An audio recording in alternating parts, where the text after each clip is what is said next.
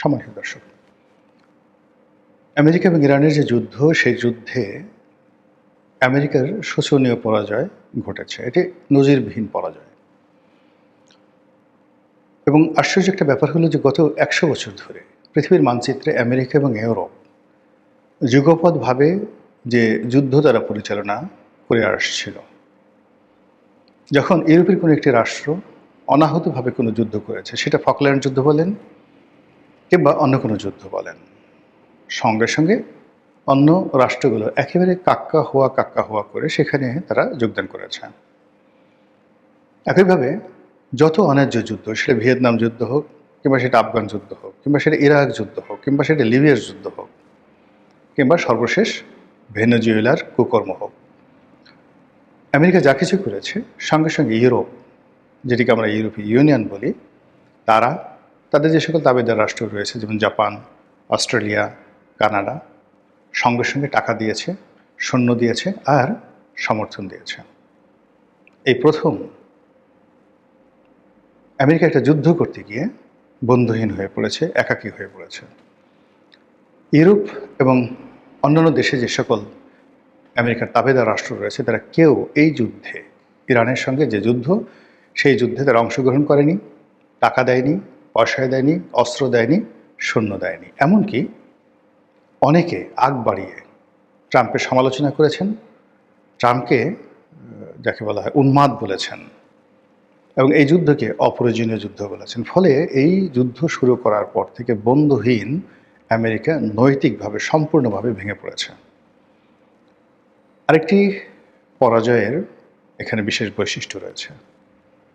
আমরা যেটা জানি যে ইউরোপ এবং আমেরিকাতে ইহুদি লবিস্ট যে গ্রুপগুলো রয়েছে, তারা সে দেশের মিডিয়া, সে দেশের ফাইন্যান্সিয়াল ইনস্টিটিউশন, এরপর সোশ্যাল ইনফ্লুয়েন্সিয়াল যে গ্রুপগুলো রয়েছে, সিভিল সোসাইটি, সেটা তারা নিয়ন্ত্রণ করে।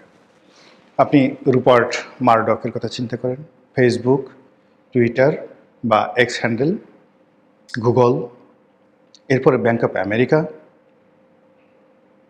সিএনএন, ফক্স নিউজ থেকে শুরু করে যত মিডিয়া রয়েছে, including Washington post, new York Times, financial Times, the economist এবং যাকে বলা হয় দ্য টাইম ম্যাগাজিন, এই যত নামগুলো বললাম, এর বাইরে আরও যা কিছু রয়েছে, প্রায় সব কিছু ইহুদি নিয়ন্ত্রিত। আর এই ইহুদি যে নিয়ন্ত্রিত গ্রুপটি রয়েছে, তারা আমেরিকা এবং ইউরোপের যে রাষ্ট্রগুলো রয়েছে, সরকারগুলো রয়েছে, তাদেরকে সবসময় যে কথা বলে সেই কথাগুলো তারা মানতে বাধ্য।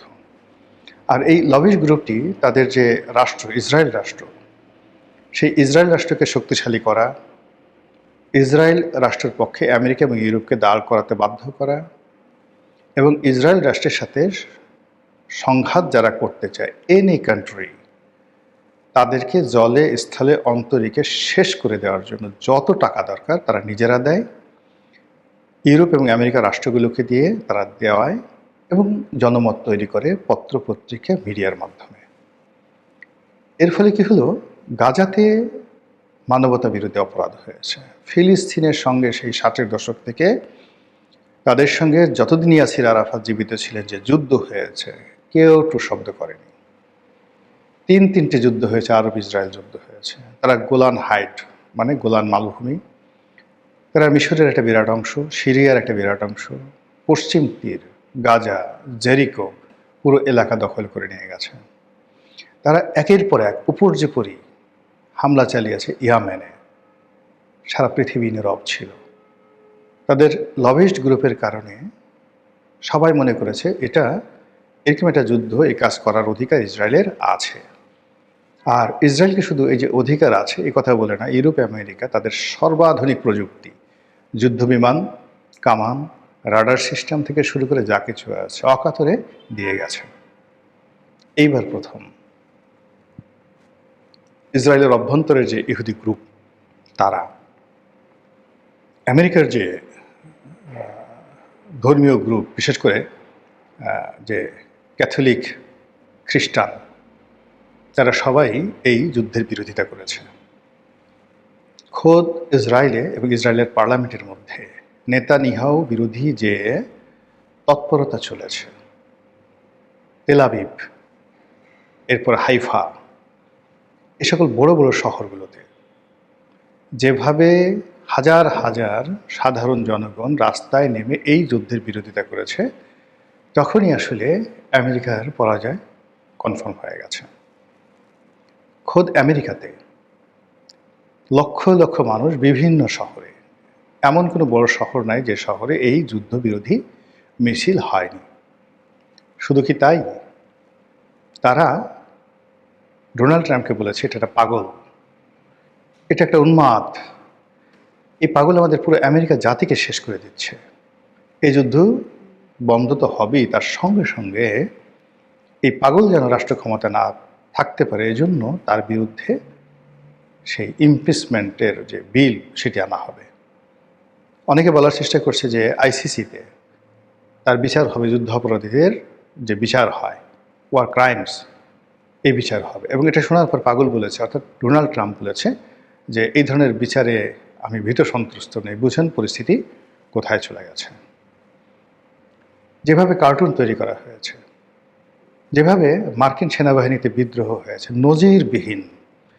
এই রাষ্ট্রটি 1776-79 এই সময় থেকে আজ অবধি কত বছর হল, তো সেই সময় থেকে আজ পর্যন্ত সেনাবাহিনীর ভিতরে কখনো বিদ্রোহ হয়নি, এই প্রথম বিদ্রোহ হয়েছে। এবং সেই বিদ্রোহের কারণে কম করে হলেও প্রকাশ্যে আমরা যেটা দেখেছি, 20 থেকে 25 জন 4 স্টার জেনারেল তাদেরকে চাকরিচ্যুত করা হয়েছে। অনেকে স্বেচ্ছায় চাকরি ছেড়ে দিয়েছেন, অনেক বড় বড় পদ থেকে অনেক বড় বড় কর্মকর্তা ইস্তফা দিয়েছেন। এই নজিরবিহীন ঘটনার পাশাপাশি আমেরিকা এই যুদ্ধে রীতিমতো দেউলিয়া হয়ে গেছে। প্রকাশ্যভাবে এই যুদ্ধে তারা কম করে হলেও $300 বিলিয়ন অস্ত্র শস্ত্র তারা এখানে যাকে বলা হয় বিনিয়োগ করেছে, নষ্ট করেছে, খরচ করেছে। 300 বিলিয়ন, 300 বিলিয়ন। এর বাইরে নিউ ইয়র্ক স্টক এক্সচেঞ্জ সহ অন্যান্য গুরুত্বপূর্ণ স্টক এক্সচেঞ্জে যে অর্থ গেছে, লস গেছে, তা কয়েক ট্রিলিয়ন। 1000 বিলিয়নে 1 ট্রিলিয়ন, মানে কয়েক ট্রিলিয়ন শুধু শেয়ার মার্কেটে গেছে। এই যুদ্ধে মার্কিন অস্ত্রবাজার, বোমা, তারপরে তাদের যে প্যাট্রিয়ট ক্ষেপণাস্ত্র, তাদের যে চিনুক হেলিকপ্টার, এরপরে তাদের F-35 জঙ্গি বিমান থেকে শুরু করে তাদের যে রাডার সিস্টেম, আয়রন ডম এবং অন্যান্য যে সকল প্রযুক্তি পণ্য তারা সারা দুনিয়াতে সেল করে শত শত বিলিয়ন ডলার বছর আয় করত, এই মার্কেটের সর্বনাশ ঘটেছে। মাত্র 45 দিনের যুদ্ধে জনগণের পকেট থেকে কি পরিমাণ টাকা বের হয়ে গেছে, ছোট্ট কয়েকটা উদাহরণ দিই। তেলের মূল্য দ্বিগুণ হয়ে গেছে।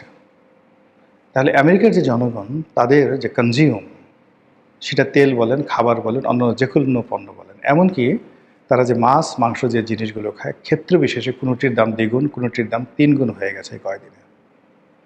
অসংখ্য মানুষ, বড় বড় কোম্পানি, অ্যালফাবেটের মতো কোম্পানি হাজার হাজার লোককে এই কয়দিনের মধ্যে তারা চাকরিচ্যুত করেছে। পুরো আমেরিকার যে ইকোনমি, সেই ইকোনমিতে এখন একটা মহামন্দা এবং আমেরিকাতে একটা দুর্ভিক্ষ, যেটিকে মহামন্দাকে তারা বলে গ্রেট ডিপ্রেশন। প্রথম মহাযুদ্ধের পরেও তাদের দেশে একটা গ্রেট ডিপ্রেশন হয়েছিল এবং দ্বিতীয় বিশ্বযুদ্ধের পরেও তাদের দেশে একটা গ্রেট ডিপ্রেশন হয়েছিল।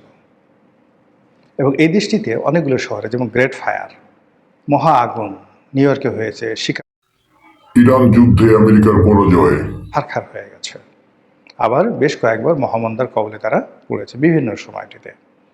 কিন্তু এইবার এই যুদ্ধকে কেন্দ্র করে তাদের যে পরাজয়টা, সেই পরাজয়টা ইরান যুদ্ধের ময়দানে, হরমুজ প্রণালীতে, মধ্যপ্রাচ্যে যে বিপর্যয় তৈরি করেছে, তার চেয়ে বেশি বিপর্যয় তৈরি করবে তাদের নিজের দেশের অভ্যন্তরীণ রাজনীতিতে, নিজের দেশের অভ্যন্তরীণ অর্থনীতিতে।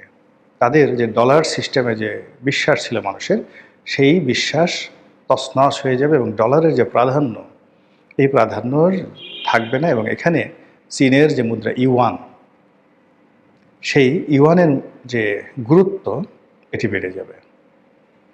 তার সঙ্গে সঙ্গে আমেরিকার পণ্য এবং আমেরিকার যে ট্রেডিং কোম্পানিগুলোর সাথে সম্পর্ক, এবং তারা সারা পৃথিবীতে তাদের সামরিক শক্তি দেখিয়ে যে ব্যবসায়িক সুবিধা তারা লুটে নিত, এখানেও মহাবিপর্যয় শুরু হয়ে যাবে। যদি ডোনাল্ড ট্রাম্প অসুস্থ হয়ে পড়েন, ক্ষমতাচ্যুত হন, পাগলাগারদে চলে যান, এমনকি তার ভাগ্যে যদি জন এফ কেনেডির মতো কোনো ঘটনা, আব্রাহাম লিঙ্কনের মতো কোনো ঘটনা ঘটে, তাও অস্বাভাবিক কিছু নয়। বৃত্ত এবং বৈভব এমন একটা জিনিস, যারা দীর্ঘদিন ধরে এটা ভোগ করে, এক সেকেন্ডের জন্য তারা এটা ত্যাগ করতে চায় না। দ্য আমেরিকান নেশন, তারা নিজেদেরকে মনে করে গ্রেট আমেরিকান নেশন। এই আমেরিকার নাগরিকদের একটা বিরাট অংশ, তারা জীবনের পাসপোর্ট তৈরি করে না। তারা মনে করে যে আমেরিকার বাইরে তাদের যাওয়ার কোনো প্রয়োজন নেই। তো সেই আমেরিকান নাগরিক তারা যদি এই যুদ্ধের কারণে অভাবে পড়ে, বিপদে পড়ে, বিপত্তিতে পড়ে, এমনি আমেরিকান সোসাইটিটা ভীষণ রকম আনপ্রেডিক্টেবল। সেখানে একটা ব্যাংক দেউলিয়া হতে 1 মিনিট লাগে না। কোনো কোম্পানি দেউলিয়া আইন আছে, হাজার হাজার কোম্পানি প্রতিনিয়ত দেউলিয়া হচ্ছে। তাদের বড় বড় শহর তারা তৈরি করে, আবার সে সকল শহর দেউলিয়া হয়ে যায়। সে সকল শহরে যে সকল ব্যাংক বিনিয়োগ করে, ব্যাংকগুলো দেউলিয়া হয়ে যায়। আমি একটা সময় যখন আমেরিকাতে ছিলাম, যখন বেশ কয়েকটি শহর, শিকাগো, এরপর অন্যান্য 4-5টা শহর, সেখানে কয়েকটা উপশহর আমি দেখে আসছি। এক একটা উপশহরে 4000, 5000 ঠিক ডুপ্লেক্স বাড়িগুলো তারা তৈরি করেছিল, এবং পুরো বাড়িগুলো তারা খালি করে ফেলেছিল, ওখানে বসতি ছিল না। এর কারণ হলো অর্থনৈতিক মন্দার কারণে। তো অর্থনৈতিক মন্দার কারণে যে অবস্থা আমি দেখে আসছি, এটা যদি গ্রেট ডিপ্রেশন হয়, তাহলে যে কি হবে, এটি আমেরিকার ইতিহাস যারা জানেন, তারা 1933 থেকে 1937 সন পর্যন্ত যা হয়েছিল আমেরিকাতে, সেই ইতিহাস স্মরণ করলে বুঝতে পারবেন। কাজেই ইরানের সঙ্গে আমেরিকার যে পরাজয়, এই পরাজয় কেবল সাময়িক নয়, এ পরাজয় সুদূর প্রসারী। এ পরাজয় আমেরিকাকে ভোগাবে, এ পরাজয় তার দোসরদেরকে ভোগাবে, এ পরাজয় বাংলাদেশকে ভোগাবে, এ পরাজয় সারা দুনিয়াকে ভোগাবে। মহান আল্লাহ আমাদের সবাইকে হেদায়েত দান করুন এবং হেফাজত করুন। আসসালামু আলাইকুম ওয়া রাহমাতুল্লাহি ওয়া বারাকাতুহু।